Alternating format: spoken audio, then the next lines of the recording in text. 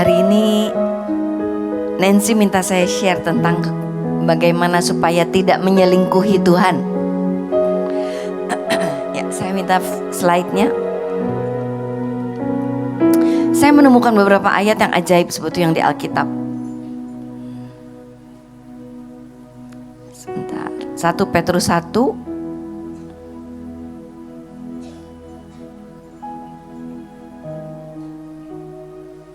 mulai ayat 13. Sebab itu siapkanlah akal budimu, waspadalah dan letakkanlah pengharapanmu seluruhnya atas kasih karunia yang dianugerahkannya kepadamu pada waktu pernyataan Yesus Kristus. Hiduplah sebagai anak-anak yang taat dan jangan turuti hawa nafsu yang menguasai kamu pada waktu kebodohanmu. Sejujurnya setiap kali saya dengar kekudusan itu sedikit mengerikan. Siapa sih yang bisa kudus? Tapi Tuhan itu kan bilang, hendaklah kamu kudus karena aku kudus. Iya kan?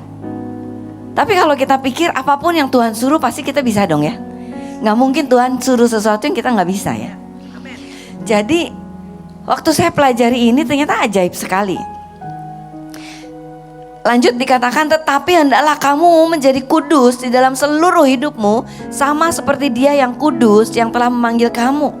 Sebab ada tertulis, kuduslah kamu sebab aku kudus. Saya mau balik ke ayat 13. Tadi di akhir dikatakan bahwa kuduslah kamu sebab aku kudus. Ada sebuah perintah.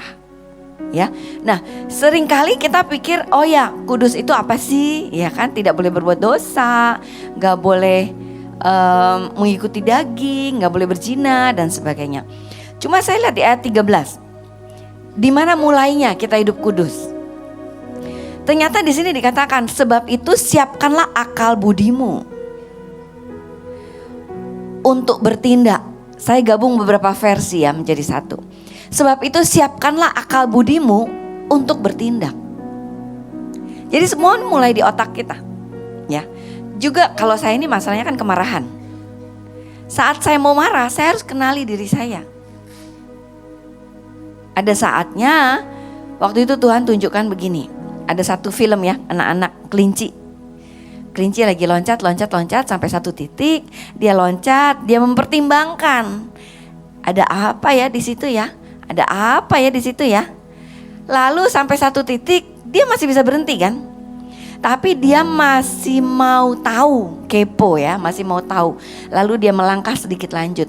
Dan satu langkah itu membuat dia terperosok jatuh begitu dalam sampai dia tidak bisa berhenti, hanya menunggu bam. Lalu Tuhan itu bilang begini ke saya. Lah, kalau kamu mau berhenti dengan kemarahanmu, itu berhenti di titik kamu mau tahu. Di titik kamu masih bisa berhenti. Di titik kamu masih bisa menguasai dirimu. Jangan kamu coba satu langkah lebih lanjut. Saya coba. Sejujurnya saya ini sering coba. Jadi satu hari saya kesel sama kakak saya. Saya mulai omongin tentang dia ke teman-teman saya. Saya nggak mau berhenti. Saya udah tahu. Roh Kudus bilang stop. Saya bilang abis dia begitu sih. Saya omong terus dan hati saya ini makin membakar. Ya makin marah sampai saya nggak bisa berhenti. Sampai satu titik Tuhan hardik saya bilang, kamu berhenti nggak marah? Baru saya takut lah ya. Puji Tuhan saya mati takut. Nah di situ Tuhan ajarkan titik ini. Coba kamu berhenti dari titik yang tadi.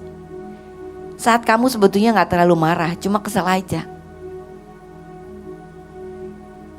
Maka kamu tidak akan sampai marah dan bikin masalah. Dan seringkali kita bermain-main dengan dosa. Seringkali kita bermain-main dengan daging kita. Mungkin kalau saya bicara kemarahan, yang lain mungkin bicara perzinahan, yang lain mungkin bicara bohong, yang lain mungkin bicara banyak hal. Ya tutup-tutup dikit lah, gak apa-apa.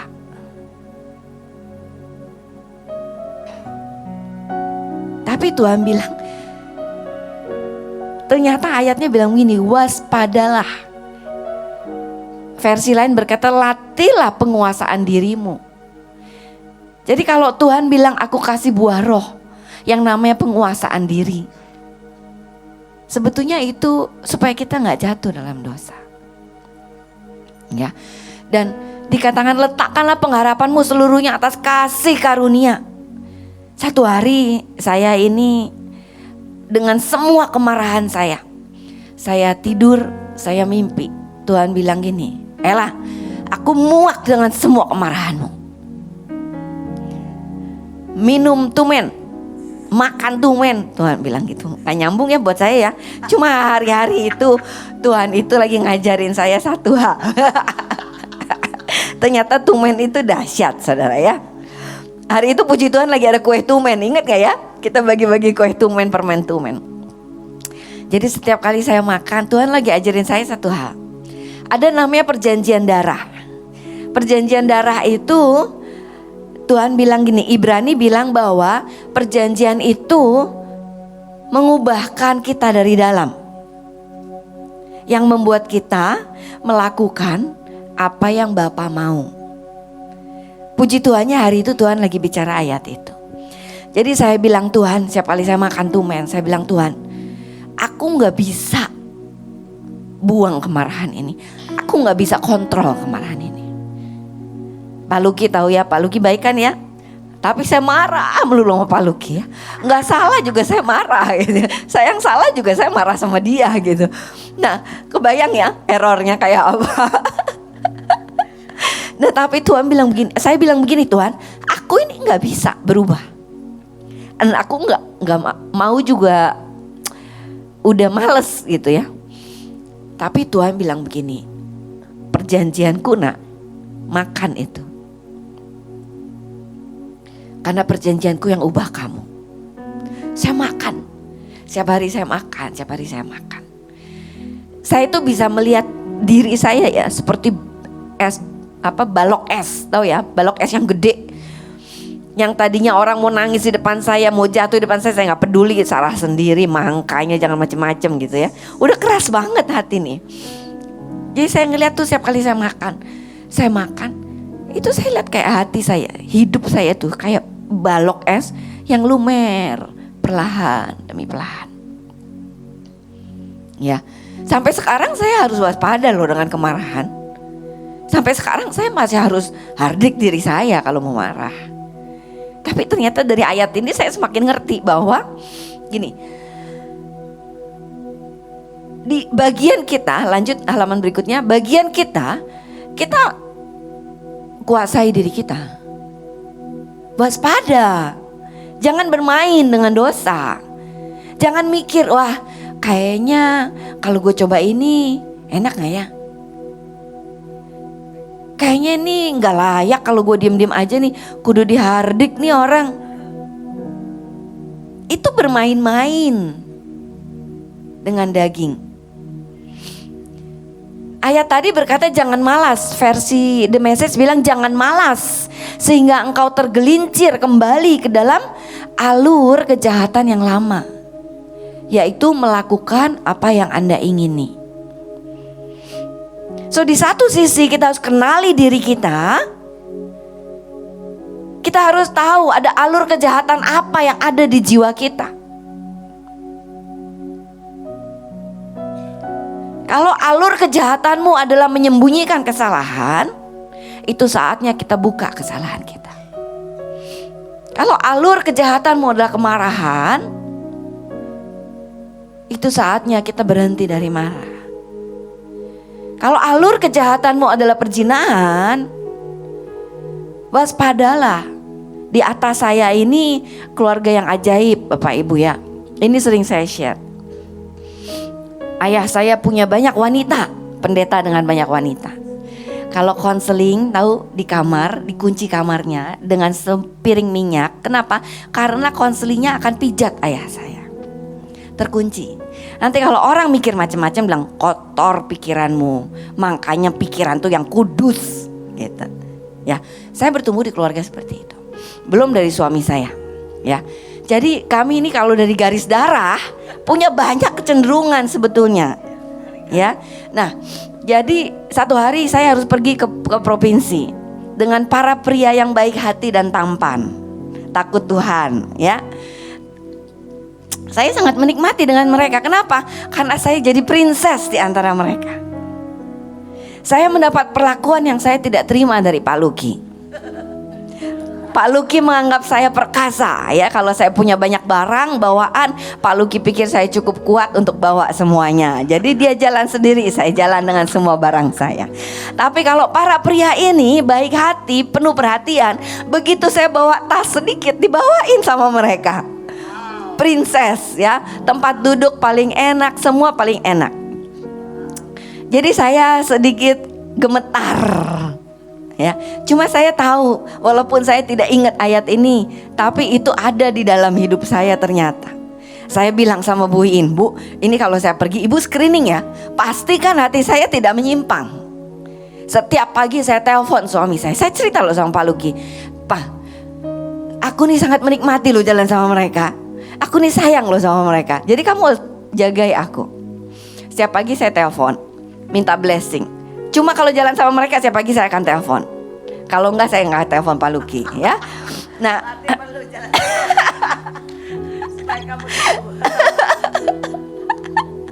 nah lalu apa yang terjadi kalau saya lagi sangat menikmati perhatian mereka, saya akan buka foto. Dulu masih ada handphone yang biasa ya pakai foto.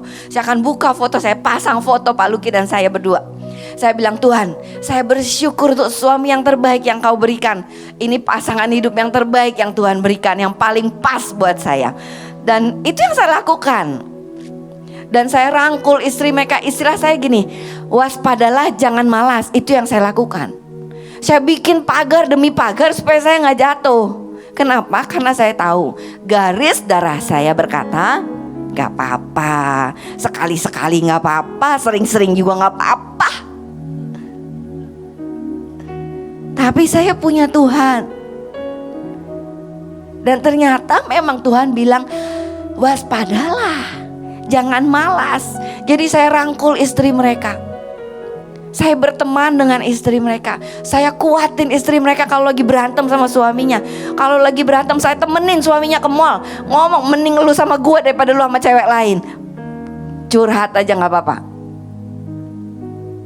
Ya, so jangan malas dan tergelincir kembali dalam alur kejahatan yang lama. So kita harus kenali diri saudara. Saudara harus kenali diri saudara. Alur kejahatan yang ada dalam hidupmu itu apa? Kalau di Pak Luki beku, kalau di saya ngamuk.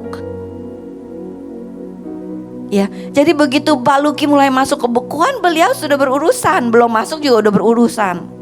Begitu saya udah mulai kesel, saya udah harus berurusan. Ya, kenapa? Supaya kita tidak tergelincir kembali ke alur yang lama. Alur yang lama itu apa? Dagingmu. Dagingmu bicara apa? Melakukan yang Anda inginkan. Daging itu kan yang kita inginkan sebetulnya kan. Maunya mas saya hari ini tidur di rumah, ya kan? Tapi Tuhan bilang, ayo nak, datang extra mile.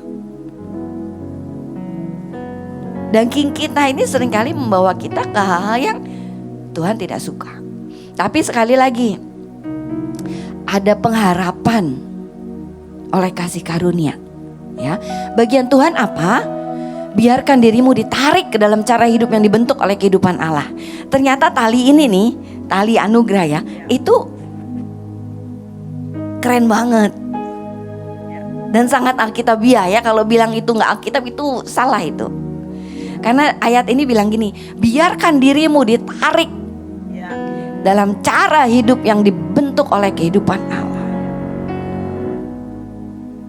Saya dulu kan di Belanda itu kan terbuka banget ya. Anak-anak SD aja sudah sudah tidur hubungan dengan temannya, dengan gurunya. SD loh ya, SD. Jadi saya bertumbuh di lingkungan seperti itu. Dan baju kan bebas. Jadi saya kalau ngelihat di toko, sebenarnya saya ini suka yang terbuka-terbuka. Pendek, terbuka. Cuma saya bersyukur. Setelah saya ketemu Tuhan, saya bersyukur. Kenapa saya gendut? Ternyata kegendutan saya itu perlindungan. Kan saya malu lah badan gendut pakai baju terbuka, baju seksi. Saya masih ada malu tuh ya. Jadi saya belakangan itu mikir, bersyukur banget gue gendut ya. Coba kalau gue gak gendut gitu. Saya suka iseng kalau jalan sama anak-anak bilang, bagus gak ya baju kayak gitu? Kayaknya mama bisa tuh pakai baju itu sekarang.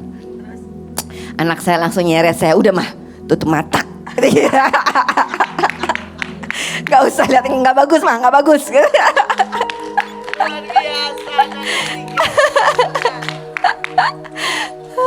Mereka menjaga ya. Oke, halaman lanjut. Halaman berikutnya.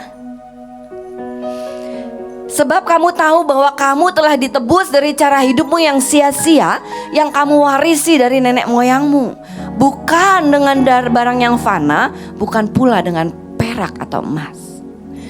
Artinya begini, yang saya nangkap dalam seluruh cerita ini begini ya. Kalau Tuhan bilang jadilah kudus, hendaklah engkau kudus karena aku kudus, Tuhan itu serius banget. Tuhan udah lengkapin, Tuhan udah kasih semua yang kita butuhkan untuk hidup kudus. Jadi kalau kita jatuh sebetulnya itu bukan alasan. Apalagi kalau gelesotan, itu sangat tidak alasan. Itu artinya menghina Tuhan dan menghina darah Yesus. Kenapa? Kenapa saya harus berubah? Karena Yesus loh sudah bayar mahal di kayu salib, supaya saya bisa hidup kudus, supaya saya bisa jadi lembut. Tuhan bilang saya harus jadi Yemima. Bayang ya, dari yang gampang meledak, paling galak sekolah dulu ya, harus jadi Yemima. Ya, Yemima tahu nggak apa? Burung merpati yang tidak ada empedu ya, berarti nggak pernah marah kan ya, nggak pernah pahit. Nah saya ini yang terus bergumul dengan kemarahan dan kepahitan. Saya bilang, ya Tuhan, aku pasti bisa. Ya, bukan karena saya hebat, tapi saya bilang, Tuhan, darahmu loh yang sudah bayar segitu mahalnya supaya saya bisa berubah. Masa sih seenteng itu saya berkata, pokoknya gue harus marah.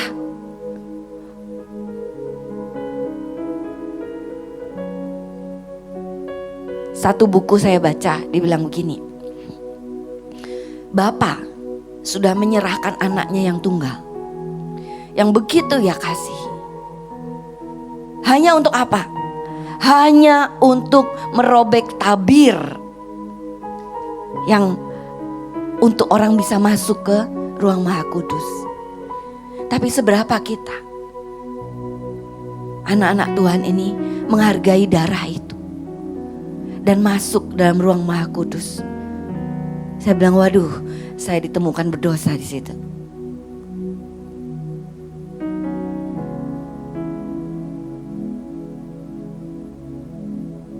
Karena saya lebih sering milih tempat yang lain daripada masuk ke ruang yang Maha Kudus.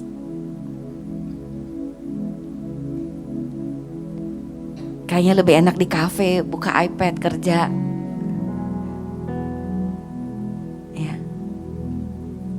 Tapi Tuhan bilang, nak, seberapa engkau menghargai darah yang sudah kutumpahkan untuk menebus engkau dari cara hidup yang sia-sia. Tidak peduli garis darahmu seperti apa, tidak peduli ada kutuk seperti apa yang mengikat kita, tidak peduli ada siapa yang mengikat kita. Tapi Tuhan bilang darahnya sudah ditumpahkan untuk menebus. Jadi mungkin gak kita hidup kudus? Mungkin gak kita berkata tidak kepada daging kita? Sangat mungkin. So harus kenali daging kita itu siapa. Itu kenapa sering didengar di sini tentang your true self, dirimu. True self yang daging itu siapa? Yang selama ini menutupi true self-mu yang sesungguhnya itu siapa? Dan kita sudah ditebus dari situ. Ya. Galatia 5 ayat 24 menarik, bilang begini. Orang-orang yang menjadi milik Kristus, jadi begitu dia terima Tuhan Yesus kan jadi milik Kristus ya. sebetulnya tidak bergumul lagi dengan dosa. Kenapa? Karena telah memakukan hasrat dan keinginan dari sifat berdosa mereka ke salibnya dan menyalibkannya di sana. Selesai ngobrol sama suami saya, profesor ya. Kenapa begitu banyak orang masih bergumul dengan dosa? Kalau pada waktu kita terima Tuhan Yesus diselamatkan, hasrat keinginan itu sudah dipakukan. Itu karena pada waktu kita terlahir baru, roh kita yang diubah itu roh kita yang bangun, yang bangkit. Tapi jiwa kita ini baru sedikit terpengaruh, berdampak. Tapi masih begitu banyak jiwa kita yang harus dibentuk ulang.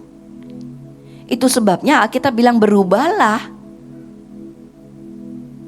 biar akal budimu ini berubah sesuai dengan yang Tuhan sudah jadikan kita. Ya, kayak misalnya saya ini kan suka kopi ya. Kalau nggak dapet kopi, kayaknya otak saya ini nyari kopi gitu. Ya kan? Padahal mati nggak saya nggak minum kopi? Nggak mati. Tubuh saya sudah berkata, nggak apa-apa, lu aman nggak minum kopi. Tapi otak nyari kopi. Nah begitulah jiwa kita.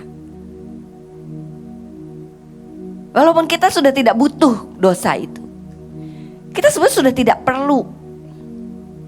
Karena kita sudah salibkan, sudah pakukan keinginan kopi itu, keinginan hasrat kita akan dosa itu sudah dipakukan sebetulnya.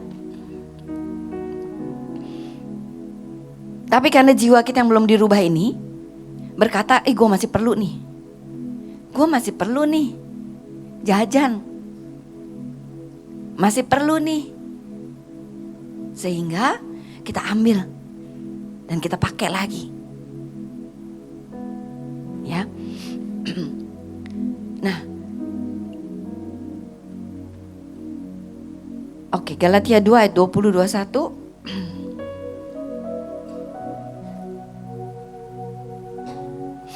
Ternyata Tuhan sudah kasih jalan keluar.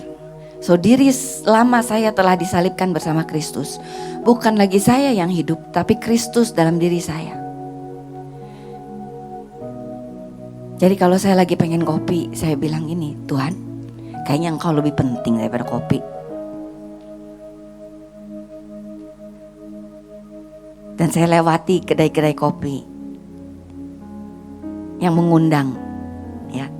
Kenapa? Karena ternyata ada anak Allah yang mencintaiku dan memberikan dirinya untukku.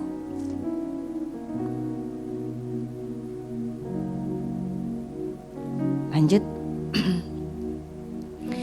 Allah adalah terang dan di dalam Dia sama sekali tidak ada kegelapan. Jika kita katakan bahwa kita beroleh persekutuan dengan Dia, namun kita hidup dalam kegelapan, kita berdusta dan tidak melakukan kebenaran. Artinya apa? Artinya dari awal tadi saya sudah berkata adalah sebuah pilihan. Apakah kita memilih hidup kudus dan berkata tidak kepada daging kita yang kita ingini, atau kita berkata nggak apa-apa lah, sekali-sekali, nggak apa-apa lah, baru 2 kali,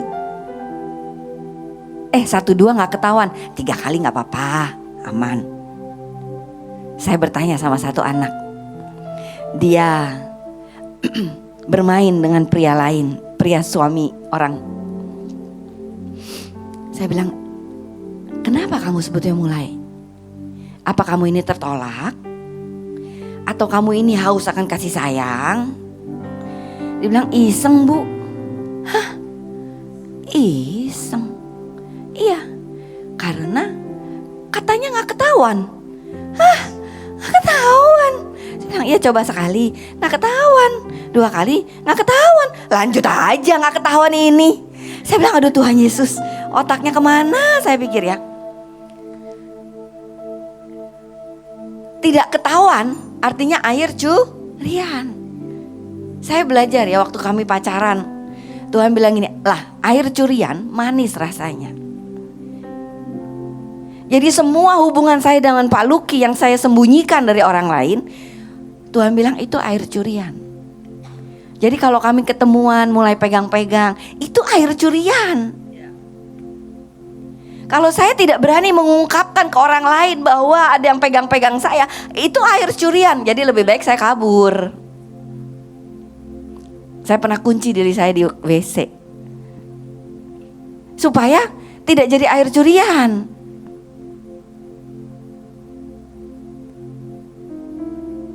Jadi apapun yang kita malu untuk buka, itu ada di dalam kegelapan. Pikiranmu yang malu engkau ungkapkan karena penuh iri hati dan kecongkakan, itu air curian.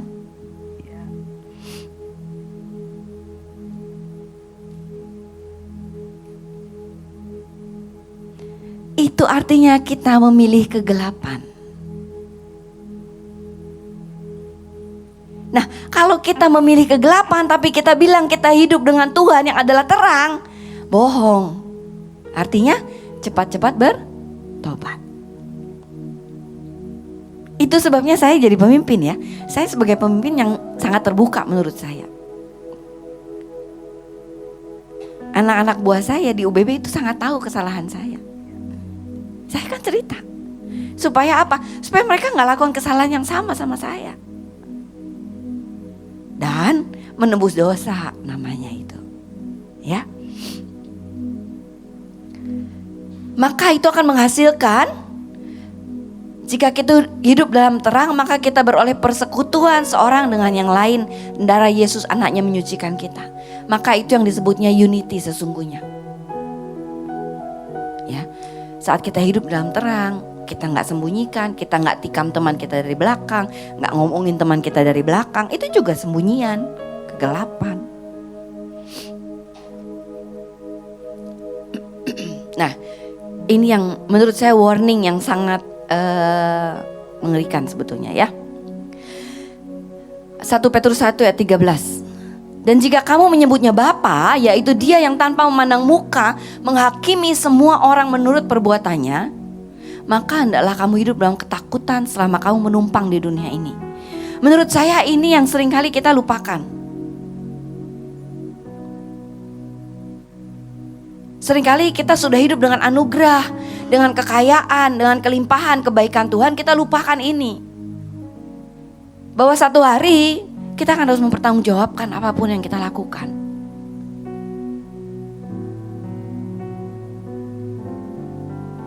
Karena Tuhan akan menghakimi menurut perbuatan kita.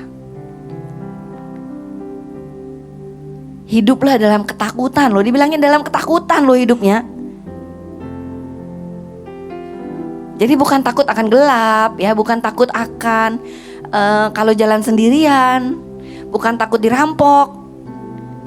Tapi kita harus punya ketakutan ini, yang satu ini. Bahwa satu hari kalau saya maki-maki anak buah saya, ada Tuhan yang mencatat, ada malaikat yang mencatat dan lapor ke Tuhan.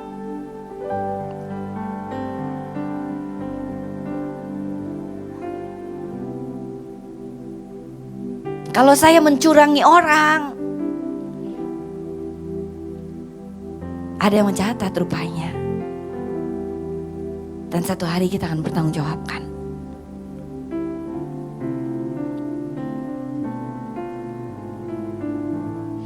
2 Petrus 2 ayat 20, 21. Sebab jika mereka oleh pengenalan mereka akan Tuhan Juru Selamat kita, Yesus Kristus, telah melepaskan diri dari kecemaran-kecemaran dunia, tetapi terlibat lagi di dalamnya, dan itu artinya menyatukan, membelitkan diri lagi dengan dosa dan menjadi budak dosa, maka akhirnya keadaan mereka lebih buruk daripada yang semula. Kalau bicara perzinahan, lebih baik orang yang belum kenal Tuhan berzina.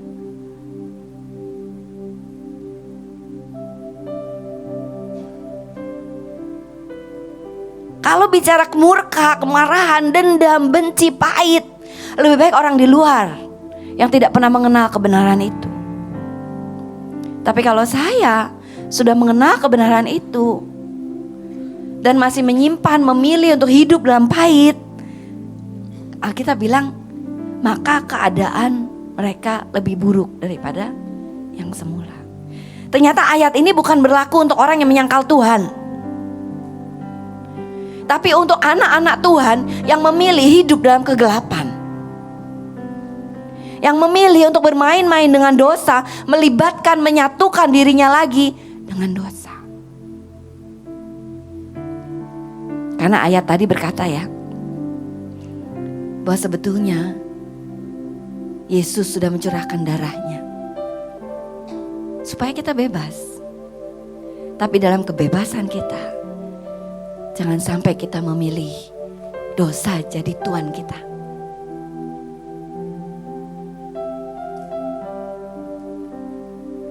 Apapun daging yang kau hadapi, ada apapun alur kejahatanmu,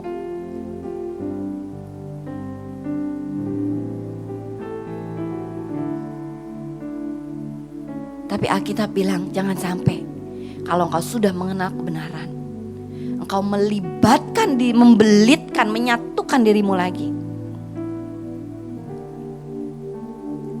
Lanjut, ini ada beberapa yang ada di 2 Petrus 2 ya, yang dibilang dengan dosa yang ujungnya akan,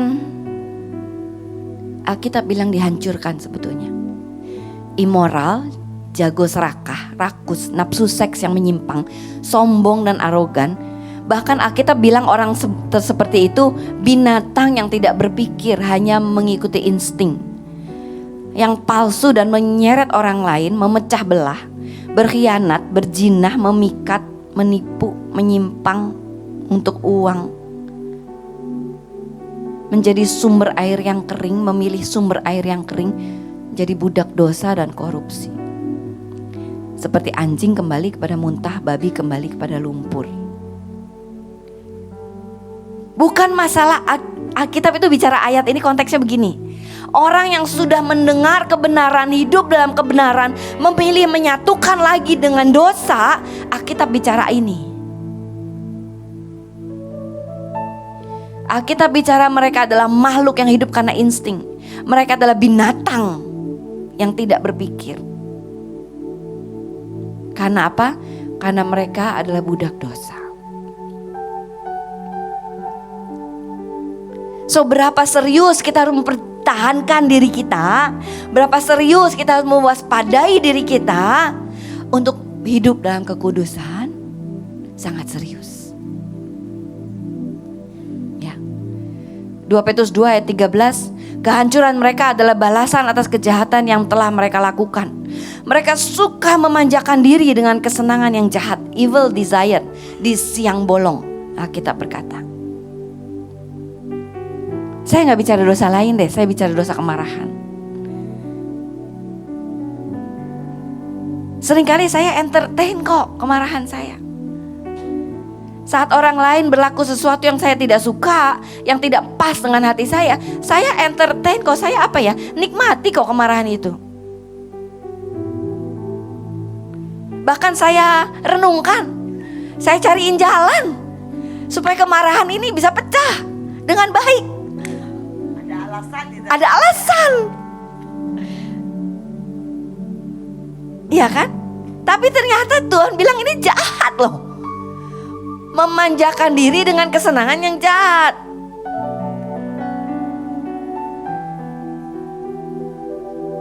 Saya ketemu orang, konseling orang, ya ampun, saya ngomong A bisa nyambungnya ke seks, ngomong B nyambungnya ke seks. Saya bilang nih otaknya kayak apa ya? Memanjakan diri dengan kesenangan jahat. Itu sebabnya Alkitab berkata, jangan malas, waspada. Bahkan saat saya pagi hari sekarang saya mulai hardik diri saya ya. Kalau saya mau tidur lagi, aduh, jangan malas. Daripada lu sepanjang hari nanti kenapa-napa, mending sekarang bangun ya. So, jangan kita memanjakan diri dengan kesenangan yang jahat. Mungkin kita mulai, kalau yang mungkin bicara seks, mungkin mulai dilihat, menarik nih ya. mulai coba chat, coba nyaut loh. Wah, puji Tuhan dia nyaut.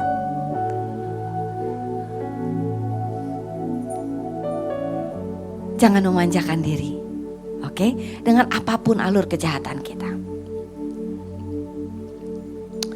Karena itu bagi mereka lebih baik jika mereka tidak pernah mengenal jalan kebenaran daripada mengenalnya, tapi kemudian berbalik dari perintah kudus yang disampaikan kepada mereka. Ternyata jadi langkah kudus itu serius loh, perintah. Dan kalau kita menolak, itu hukumnya mengerikan, sebetulnya kehancuran kalau kita bilang.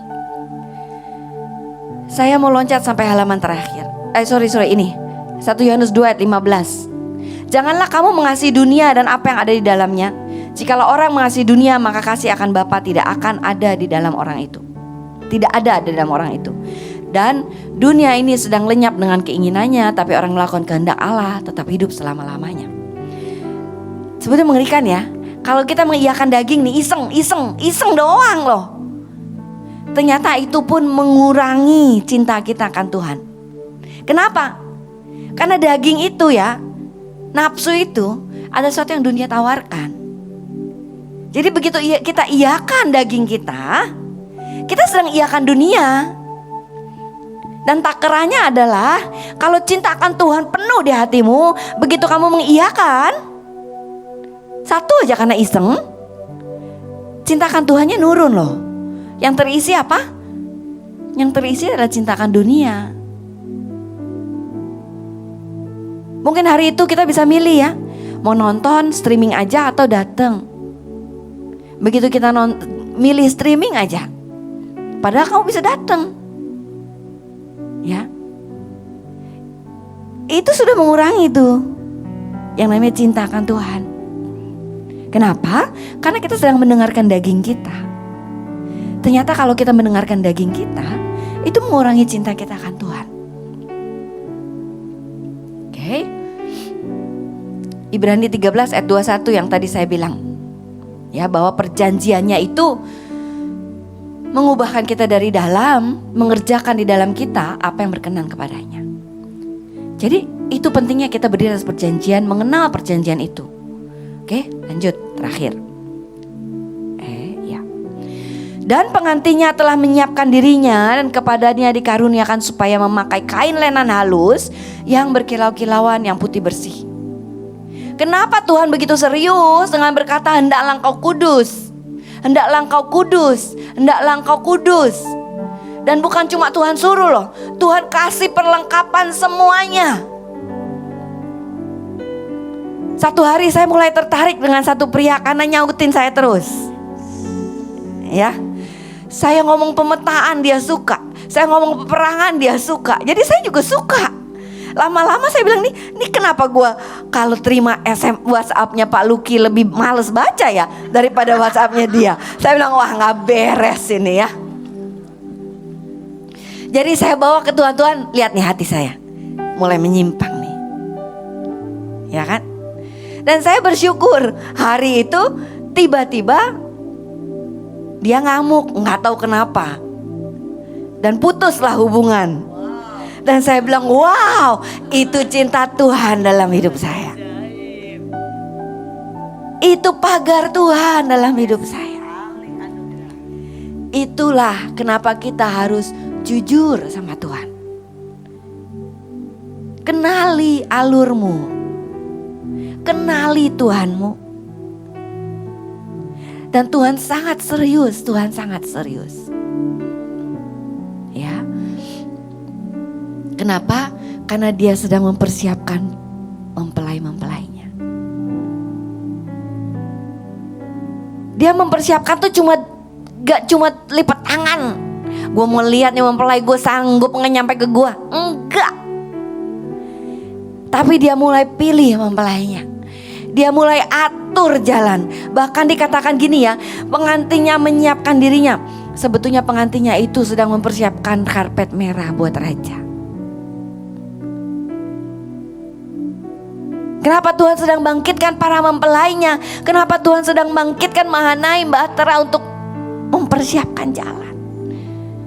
Karena Tuhan bilang, nah aku perlu perlu bertemu dengan para mempelaiku di akhir nanti. Jadi dia siapkan, dia pilih orangnya, dia siapkan, dia atur, dia rekayasa, dia perlengkapi, dia bahkan siapkan untuk menarik kita setiap kali kita gak mampu berkata tidak. Supaya apa? Karena dia rindu. Pengantinnya menyiapkan dirinya dan kepadanya dikaruniakan supaya memakai kain lenan halus yang berkilau dan putih bersih. Perhatikan di ayat di sini dikatakan dikaruniakan supaya memakai. Bahasa versi lain bilang gini, dikaruniakan untuk bisa memakai. Artinya apa?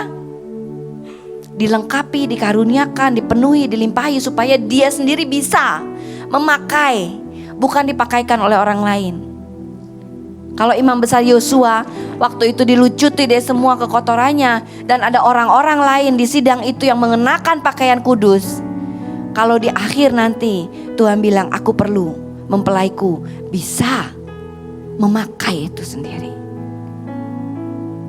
Itu sebabnya dia karuniai kita, dia cintai kita, dia mampukan kita, dia rekayasakan buat kita. Untuk apa? Untuk kita ujungnya ditemukan sebagai mempelai dengan lenan halus, berkilau, putih bersih. Amin. Yuk kita berdoa.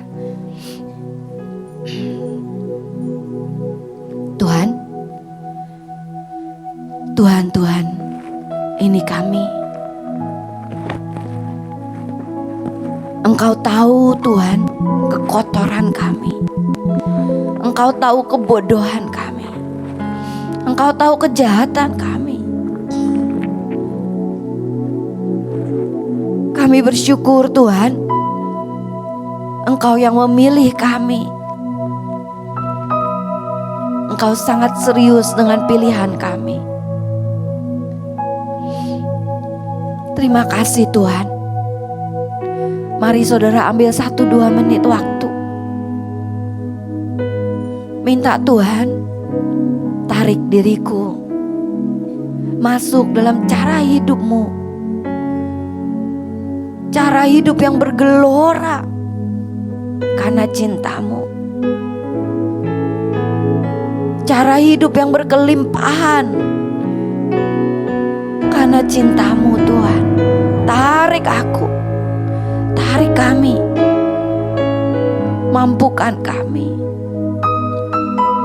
Pagi ini Tuhan, mari berikan diri saudara untuk diikatkan dan ditarik kepada kehidupannya yang kudus.